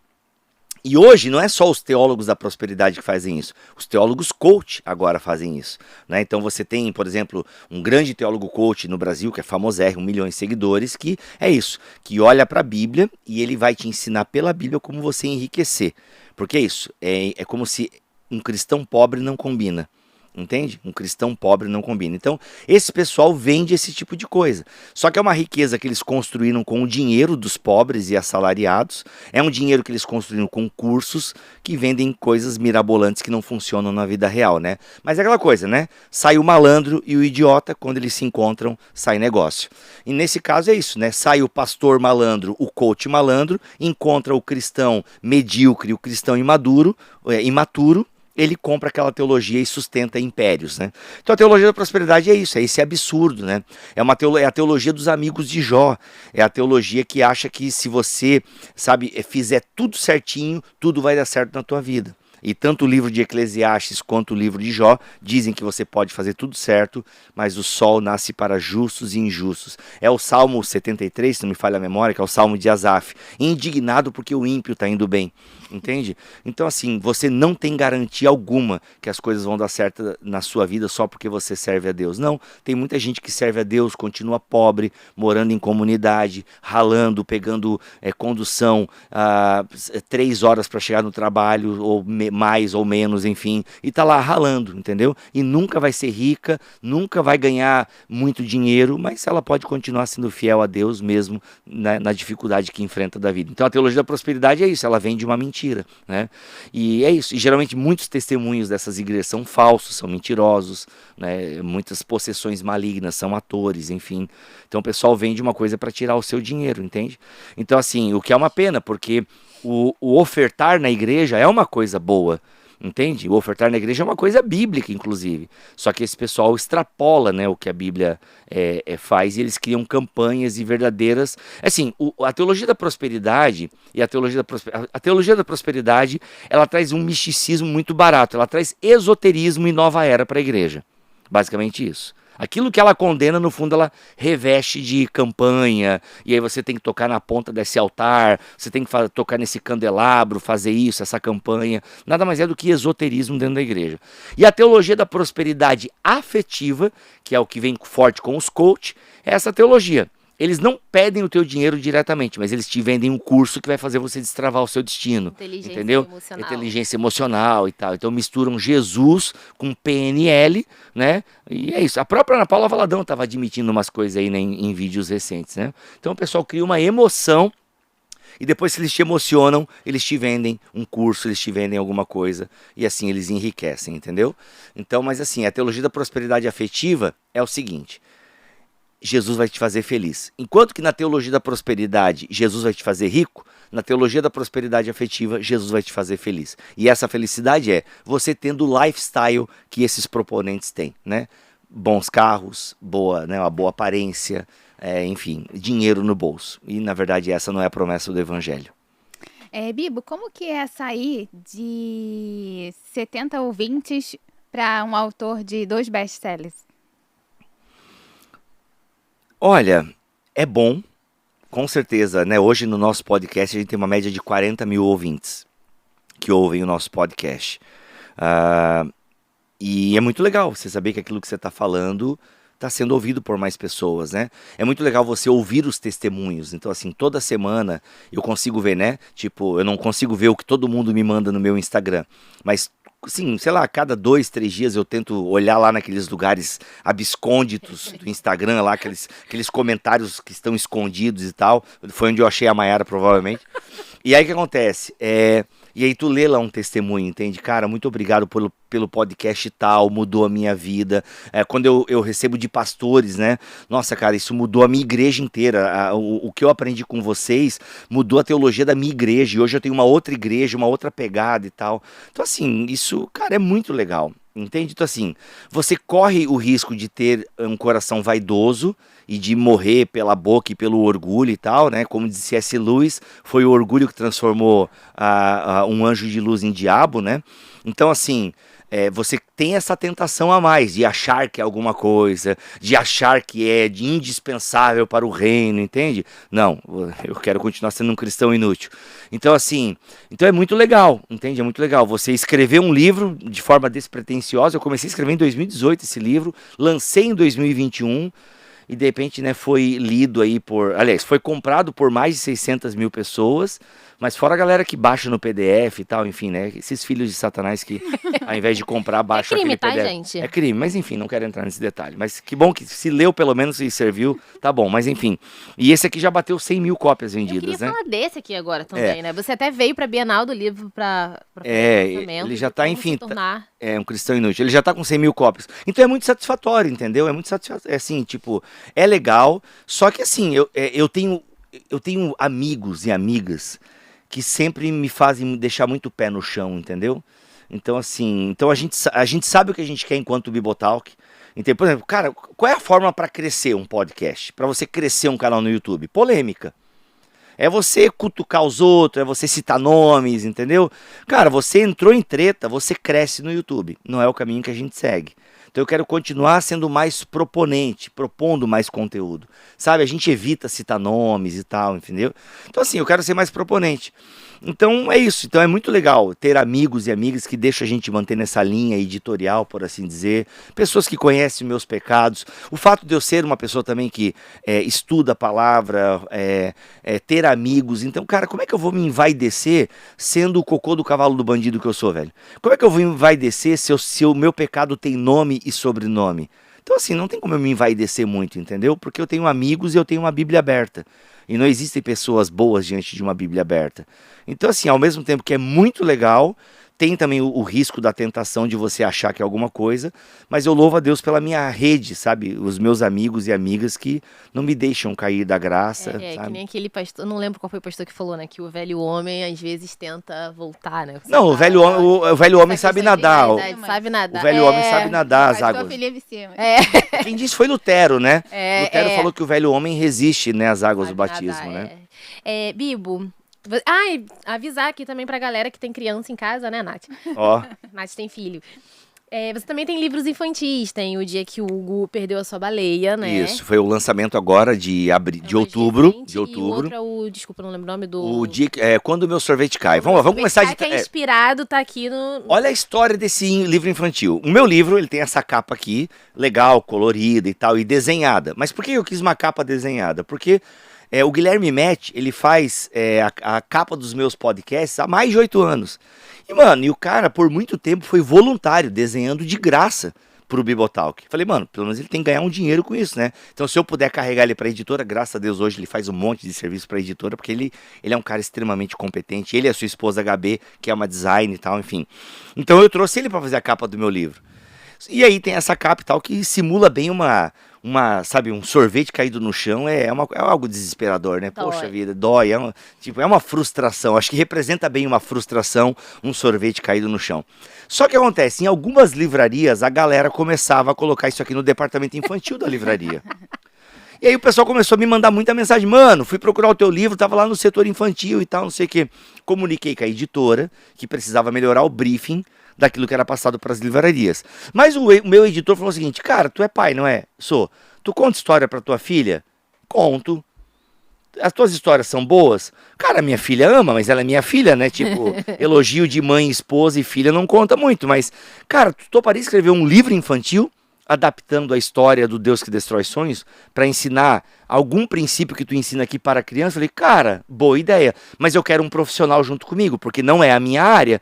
E aí eu me uni ao Felipe. Entende? O Felipe, que é um escritor de quadrinhos e livros infantis e tal, o cara premiado com o prêmio Jabuti e tudo e mais. Falei, mano, mas eu quero um profissional porque eu quero uma coisa bem feita. Entende? Só que assim, uma coisa é eu contar pra minha filha, né? E ela é a audiência, outra coisa é eu tornar isso público. Mano, tive uma reunião com o Felipe, falei pra ele o que eu queria na história infantil. Mano, eu quero uma história que tenha isso e aquilo, pá. E o princípio que eu quero ensinar é esse. Aí o Felipe fez o primeiro esqueleto da história e eu falei, beleza, gostei. Aí eu fui mudando algumas coisas, entendeu? Fui conversando com outras pessoas e tal e criei a história junto com o Felipe. Cara, sensacional. Quando o meu sorvete cai, conta a história da Júlia e é justamente, né? A Júlia é aquela menininha perfeita que tira boas notas, é a queridinha da turma e tá super ansiosa para ser a solista do coral. E de repente as coisas começam a dar errada pra Júlia. E aí ela se pergunta, nossa, será que Deus não me ama mais? Aí eu desenvolvo essa história, tá muito legal. E eu recebo o testemunho dos pais. Cara, que maneiro. É muito legal, porque assim, de repente eu tenho lá, né, o pai lá é um dos mais um que eu consegui achar perdido lá no Instagram. Não lembro o nome dele, eu acho que era, não sei se era Fernando, não lembro o nome dele. Desculpa, se não for Fernando, você que me contou essa história, me perdoe. Aí o que acontece? Ele falou assim, cara, eu fui ler o livro infantil para minha filha, e bicho, quem precisava da história era eu, né? E tipo assim, então eu recebo esse testemunho dessa natureza e tal. Então, pô, é muito legal o livro infantil, Quando o Meu Sorvete Cai, é muito bonitinha a história. E aí, enfim, tava eu lá contando outras histórias para minha filha, já agora, né, com o meu filho Kalel, que é autista, nível de suporte 1. E nisso a minha filha teve uma ideia, pô pai, por que a gente não conta uma história, né, que envolva o Kalel e tal, alguma coisa assim, né, e a gente começou a pensar numa história, foi onde surgiu o nome, conversando com a minha filha Milena, né, o dia em que Hugo perdeu sua baleia, né.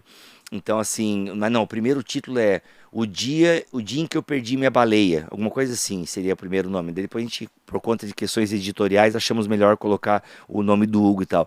E aí nasceu essa história, né? A história de um menino autista, que é o Hugo, e que ele tem uma crise, porque ele perde a baleia dele. Então você vai acompanhar um dia na vida de uma criança autista, né? E que está numa crise.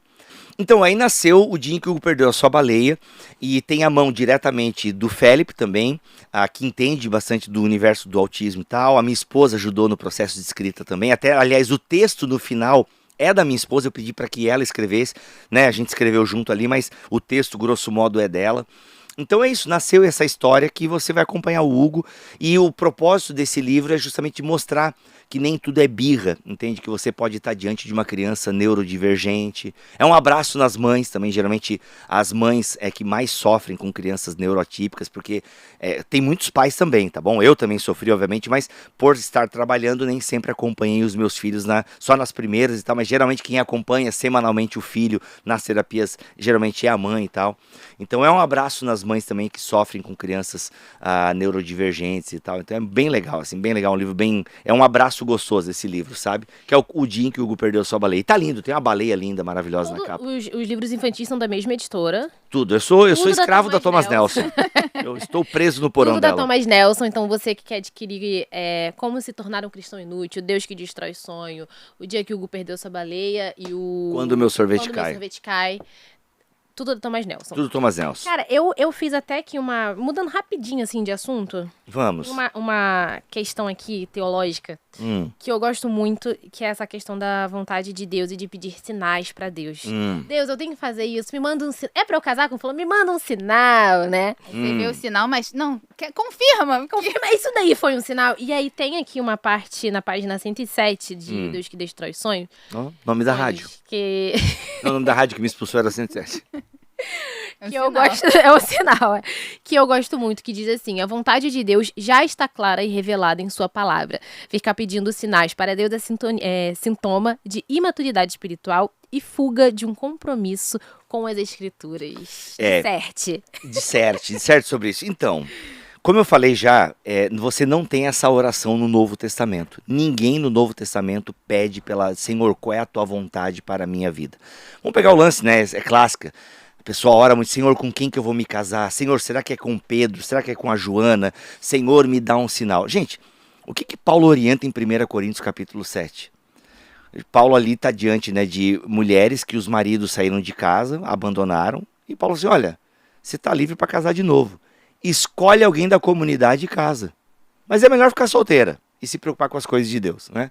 Ou seja, olha o que Paulo está falando. Escolhe alguém. Perceba, Paulo não manda nem orar em última análise, porque Paulo já pressupõe que essa pessoa ora, entende? E mas essa pessoa ora pedindo o que... Gente, quais são as orações que nós temos na Bíblia?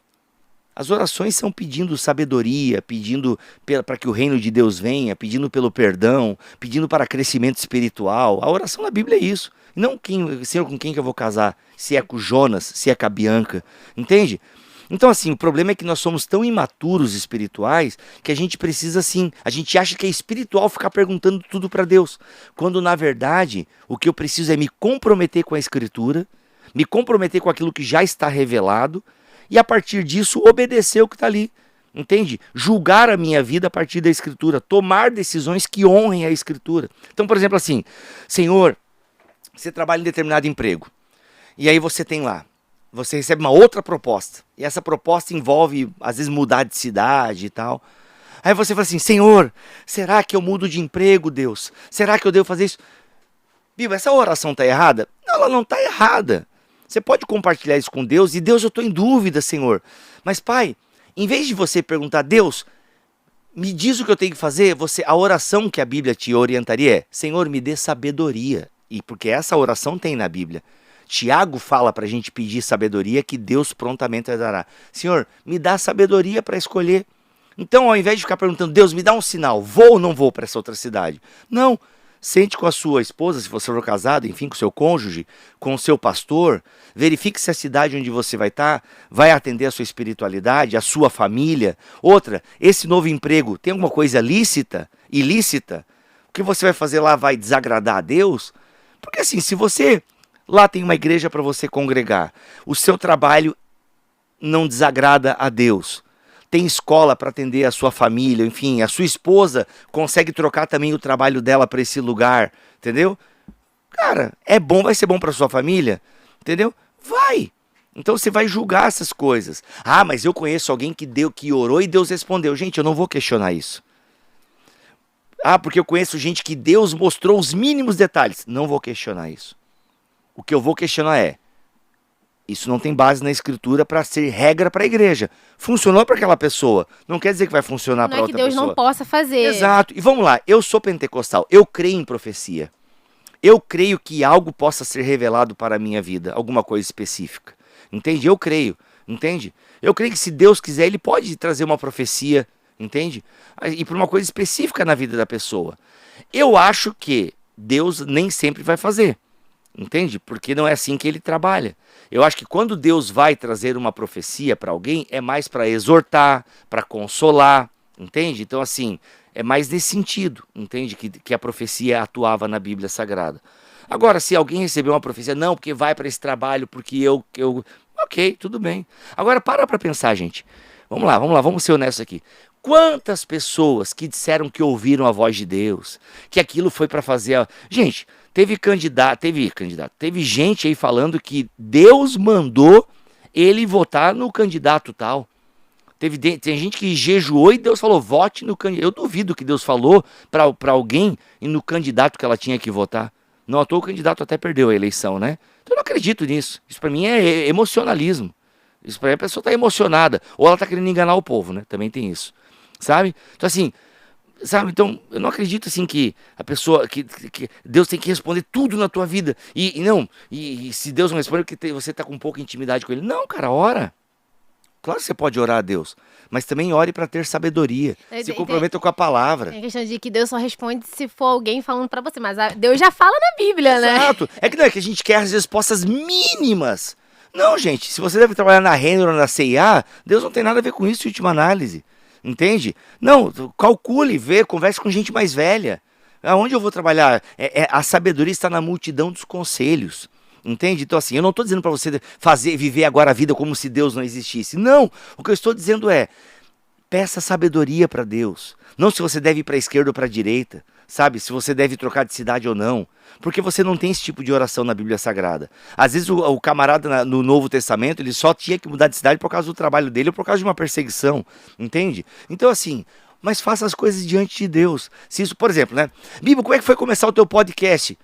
Gente, eu fui expulso da rádio, como eu contei pra vocês, entendeu? Então assim, eu não perguntei pra Deus, Deus, será que eu devo começar o meu podcast? Não, eu quero falar, eu tenho essa ferramenta, o que eu falo eu acredito que honra a Deus, eu vou falar, entendeu?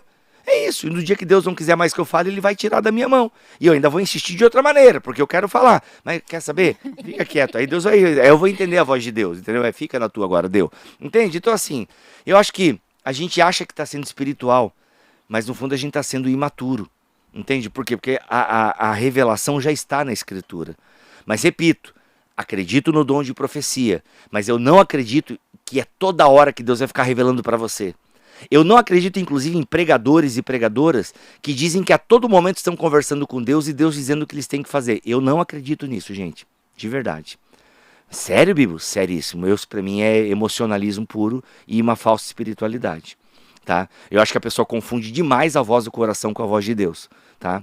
Então assim, eu acredito, eu prego, gente, eu sou pregador, e eu já durante a mensagem tive assim muita convicção de que aquilo que veio na minha cabeça foi Deus querendo trazer algo para alguém, entendeu? Só que, gente, isso não acontece sempre, entende? Na maioria das vezes é eu preparando a mensagem, estudando, escrevendo, sabe?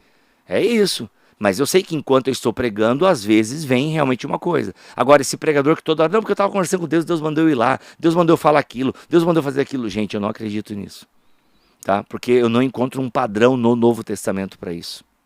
Bibo, queria que você contasse algum testemunho da sua vida pra gente, que foi um momento difícil e que você viu ali que Deus estava junto com você. Um testemunho de um momento difícil da minha vida. Cara, acho que eu poderia falar o diagnóstico de autismo do meu filho. Queira ou não, nós criamos o filho ideal, né? Então de repente você quer que o seu filho seja, sabe, não tenha nada, não tenha nenhuma neurodivergência, que ele vá bem na escola, que ele seja como várias outras crianças que você conhece. Então, quando vem, né, o diagnóstico, né, o seu filho é autista, então, ou seja, ele é neurodivergente, ele vai ter um transtorno. Entende? Então, assim, isso, de repente, você tem que matar o filho ideal na sua mente. Então, esse é um processo que foi muito dolorido, a gente chorou em alguns momentos, entende? Só que, até pela teologia que eu tenho, em nenhum momento eu questionei, né? Ó Deus, por quê, né?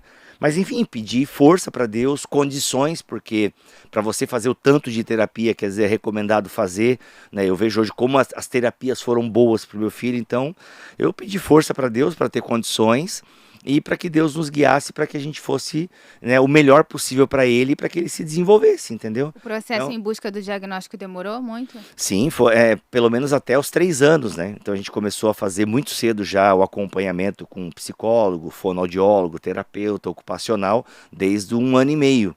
Né, aproximadamente. E o diagnóstico mesmo só se fecha com 3 anos. Então tem aquela expectativa, né? Não é. Aí de repente vem, tipo, cai um pouco assim, né? Realmente o meu filho tem um transtorno. Entende? Assim, o meu filho não é como várias outras crianças, né? Então ele vai ter alguma dificuldade em algumas áreas da vida e tal. Então isso realmente não é legal, entende? Eu já tive, por exemplo, outra coisa ruim que já aconteceu na minha vida, né? Pecados confrontados. Né? Então, assim, de repente você tem um pecado confrontado e aquilo não é tão privado, pessoas sabem daquilo e te confrontam e você tem que admitir e lidar com aquilo. Então, assim, é muito embaraçoso, é vergonhoso, vem uma culpa, entende? Mas aí tem o lance assim, a culpa, na verdade, ela veio porque você foi confrontado com o pecado, não porque você buscou a Deus, entendeu? Então assim, você lidar com esse sentimento é muito forte, e eu passei por isso umas 2 vezes já na minha vida, mas de novo, né? Glória a Deus pelos meus amigos, pelos meus pastores, entende? Então assim, cara, sem isso você tá perdido, entendeu? Você cai, você cria um personagem e vive no personagem. Entendeu? Então, eu não sou um personagem. Então, foram momentos assim que eu posso dizer que foi graça de Deus. E foi difícil, mas eu vi Deus me disciplinando. E aí eu sei, pô, Deus me ama mesmo, porque Ele disciplina quem ama. Né? Então, assim, só que não é fácil ser disciplinado por Deus. Entende? Não é fácil ser disciplinado por Deus. Já vamos pro ping-pong? Não sei, você já quer ir pro ping-pong? O que é ping-pong, gente? Esse negócio de pergunta eu sou muito ruim com isso, gente. De pergunta eu respondo Não, rápido. mas é tudo pergunta Signo, boa. Sagitário. Eu queria que você falasse antes disso o legado que você gostaria de deixar para a igreja, o legado do seu ministério. Ah, então, tu sabe que eu não gosto muito dessa palavra? Não? Não, eu acho isso superestimado. Inclusive, assim, quando eu vejo esse discurso, legado para essa geração, cara, sabe, eu acho que a gente vende uma coisa assim, olha, como se a gente, assim, ó, tem gente que tá ouvindo esse podcast aqui agora, olha, que se o legado dessa pessoa ter sido um bom funcionário, um bom filho e se for casado, um bom marido, olha, que legado maravilhoso. É que o pessoal vende às vezes esse lance de legado como se todo mundo fosse alcançar muita gente e deixar um legado extraordinário. Cara, não. Então assim, olha, deixa eu dizer pra ti, quer saber, eu sou uma pessoa pública, eu sei que por meio de mim, Deus gera testemunhos por aí. Então, de alguma forma, eu sei que eu estou deixando um legado, sabe? Que é esse livro, por exemplo, né? O Deus que Destrói Sonhos, já passou de 600 mil cópias. Tem uma galera que lê esse livro e não sabe como é a minha cara, não sabe quem eu sou. Eu tenho 200 mil seguidores no meu Instagram, sei lá quantos seguidores eu tenho, não fico olhando. Sei lá, 240 mil seguidores, eu acho. E eu tenho mais de 600 mil leitores. Então tem gente que não faz a mínima ideia quem eu sou. Então assim, de alguma forma eu tô deixando. E eu acho que o conteúdo do meu livro é bom, entende? Então assim, de alguma forma eu tô deixando. Então assim, mas cara, sabe qual é o meu principal legado? Se talvez quando eu for velho, com 70 anos, eu tiver sentado na mesa, minha família, e assim, eu tive um pai, sabe? Talvez esse é o maior legado que eu gostaria de deixar. Entende? Sabe, se eu edifiquei gente com o meu podcast, com o meu livro, glória a Deus. Mas olha, talvez eu seja lembrado, provavelmente daqui a 50 anos ninguém mais saiba quem eu sou, entendeu? Não sei, né? Mas também se eu for, que eu seja principalmente lembrado pelos meus, entende? Cara, ele foi um bom pai, entendeu? Ah, ele foi um bom marido, pô, ele foi um bom amigo. Porque se eu falhar com as pessoas que caminham comigo, grande porcaria eu ter sido um grande escritor e um grande comunicador se eu falhei com aqueles que estão perto de mim, entendeu? Então que o meu legado seja para as pessoas que caminham comigo, dane-se os outros. Amém. Bibo, a gente agora vai fazer o ping-pong. Tá, eu sou ruim nisso aí, já quero deixar em minha defesa. Mas a gente faz Quero com dizer todo que eu mundo. sou... Tem Não, como tudo bem, eu não quero ser fugir. diferente, mas eu já tô dizendo que vai ser ruim. Vou começar assim, de leve. Um escritor que você admira muito. C.S. Lewis, Tim Keller. Seu versículo favorito? 1 João 3,16. Qual dos dois você gosta mais? Eu gosto mais do último, vendeu menos. Muito bom. Não, vamos lá, mas falando sério, eu gosto do Deus que Destrói Sonhos, porque é o meu primeiro livro, foi o que me projetou como escritor, e a mensagem dele ainda é muito necessária, infelizmente. Um versículo da Bíblia que você... Um versículo não, desculpa. Um livro da Bíblia que você gosta muito.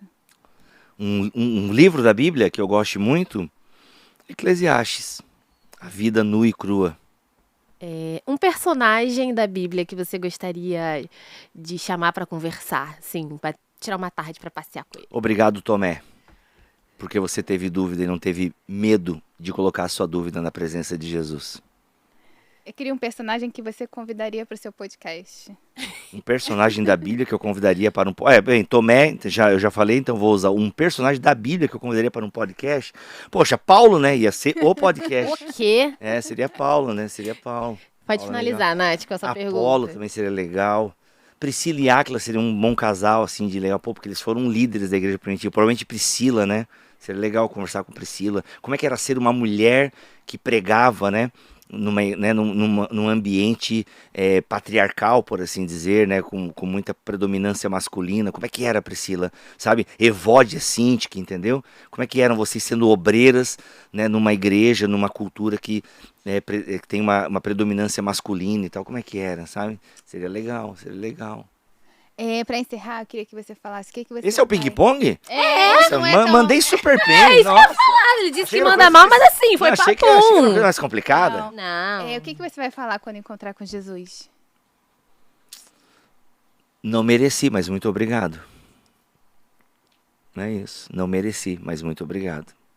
Porque tu me amou quando eu era o teu inimigo. Não é isso. Ai, gente, eu amei muito esse podcast, assim, Inclusive, eu tô muito feliz porque esse ano a gente conseguiu entrevistar... Maiara tá só se realizando. Maiara tá usando o emprego dela pra conseguir, pra entrevistar a galera que ela gosta na internet. Ótimo. É uma parte muito boa do meu emprego. Não, de verdade, eu gosto muito de ler e eu consumo muito... Assim, acho que de grandes escritores atualmente, né? Aqui, ó, pra você. Ah, Que é tá. ping-pong. Ah, você quer fazer esse? Vamos, mas peraí, deixa eu terminar de falar. Que eu fiquei muito feliz de poder entrevistar escritores que eu consumo muito, que eu gosto muito, né? A Fernanda, o Iago, você, né? E eu espero que um dia a gente possa trazer a Francine. Qual Francine? A Walsh? É. Mas ela mora nos Estados Unidos, né? Exatamente. Então eu já sei, ó. Vocês vão fazer uma campanha pra vocês irem até a Francine. Oi, Marina!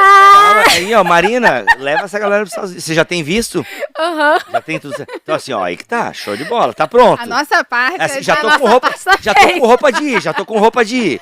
Então pronto, Marina, leva a galera, que daí a gente já consegue entrevistar algumas pessoas lá, né? Pois é, nos mas Estados seria Unidos. muito incrível, assim. É. Sonhar não custa. Não custa, vai lá, Francine. Lançou um livro Eu novo posso agora. sonhar. Aliás, a Francine lançou um livro novo agora pela Toma sobre legalismo. legalistas. É, legalistas. Esqueci o nome, A Cura do Eu Legalista. também não lembro o nome exato, mas é um da capa amarela. Exato. Feita pelo Matt, que fez a mesma capa do meu. Arrasou. Exato. Mas é isso. Então, peraí, tem um outro. Você achou aquele muito fácil, a gente faz um outro. Tá, mas aí. Tá. Não, boa. podemos ficar assim, tá Essa é de legal. Tá boa. uma boa impressão.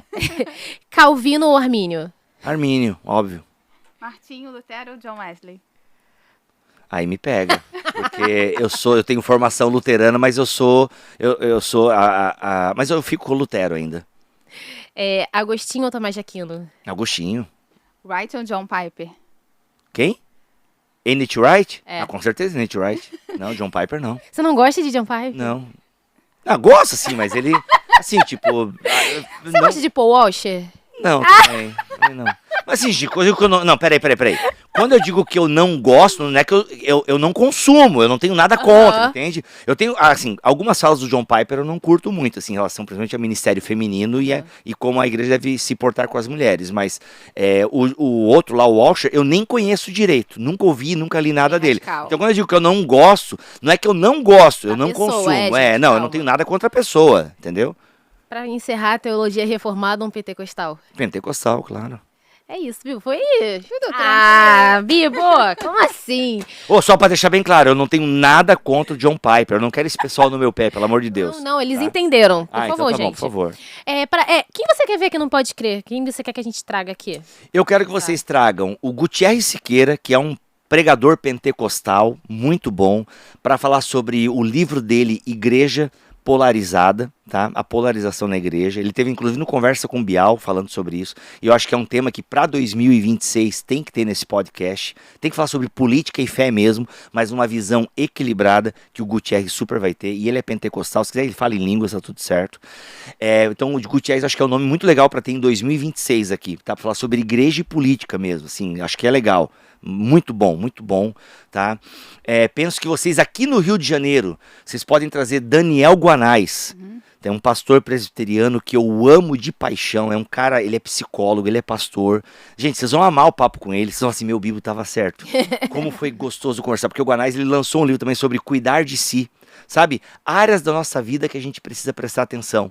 Gente, é maravilhoso esse livro dele. E o Guanais é um cara de conversa fácil também. Pode trazer. E é aqui do Rio, facinho de trazer. Facinho. Tá bom? Daniel Guanais, facinho de trazer. Tá? E, gente, qualquer amigo meu do Bibotalk, vocês podem trazer também, né? Vitor Fontana, para falar sobre qualquer assunto que vocês quiserem. O Vitor Fontana manja muito. Você tem o Cacau Marques sobre espiritualidade. Quem? Cacau Marques. Ele faz o BT Papo comigo. Toda sexta-feira eu tenho um programa com ele no meu canal. E ele é um pastorzão, um coração pastoral gigante, As assim. pessoas zoam ele por causa do nome dele? Infelizmente sim, de forma muito idiota, inclusive, né? Porque, tipo, o nome dele é Carlos Marques, mas é por causa do pai dele, né? Não tem nada assim. E aí o que acontece? Tipo, ele é um pastorzão, assim, sabe? Guilherme Nunes, já falei, um dos caras mais Guilherme Nunes inteligentes. eu conheço, É um cara eu acompanho. dos mais inteligentes que eu conheço na vida também. Ele- Você pode trazer, por exemplo, Cíntia Muniz, que é uma teóloga, falar sobre mulheres e teologia. Você traga a Cíntia Muniz, que é uma reverenda anglicana, que é uma mulher extremamente inteligente e tal. Então, para falar sobre, enfim, tem muita gente boa. Eu posso Eu gosto, passar. a lista é grande. Eu tenho uma lista grande, não. Correr atrás. Depois eu passo os nomes ali pra Natália, são pessoas maravilhosas que com certeza vai ser um papo incrível, assim, Show. pode Obrigada, trazer. Bibo. Bibo, obrigada mais uma vez. Você que acompanhou a gente, deixa aqui nos comentários. Seja sincero, deixa aqui o que você achou, o que você concorda, se discorda, enfim. Coloca também suas indicações, quem que a gente tem que convidar. Quem você quer ver aqui no Pode Crer. Um beijo e até o próximo episódio. Tchau, tchau. Valeu, rapaziada. Deus abençoe.